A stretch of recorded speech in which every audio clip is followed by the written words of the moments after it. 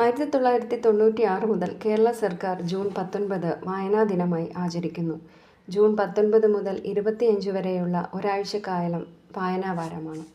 കേരള ഗ്രന്ഥശാലാ സംഘത്തിൻ്റെ ഉപജ്ഞാതാവും പ്രചാരകനുമായിരുന്ന PN പണിക്കരുടെ ചരമദിനമാണ് June 19. 2017 മുതൽ ഈ ദിനം ദേശീയ വായനാ ദിനമായി ആചരിക്കുന്നു.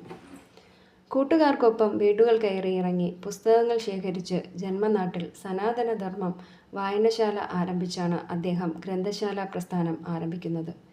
കേരളത്തിലുടനീളം സഞ്ചരിച്ച് വായിച്ചു വളരുക, ചിന്തിച്ച് വിവേകം നേടുക എന്ന് അദ്ദേഹം കുട്ടികളോട് ആഹ്വാനം ചെയ്തു. 1945 സെപ്റ്റംബറിൽ തിരുവിതാംകൂർ ഗ്രന്ഥശാലാ സമ്മേളനം സംഘടിപ്പിച്ചു. 1947 ഗ്രന്ഥശാലാ സംഘം രജിസ്റ്റർ ചെയ്തു. 1949 ജൂലൈയിൽ ഇതിൻ്റെ പേര് തിരുക്കൊച്ചി ഗ്രന്ഥശാല സംഘമുണ്ടായി.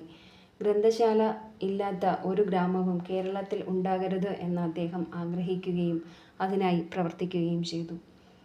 നിരക്ഷരതാ നിർമ്മാർജ്ജനത്തിനായി 1977 കേരള അനൗപചാരിക വിദ്യാഭ്യാസ വികസന സമിതിക്ക് രൂപം നൽകി.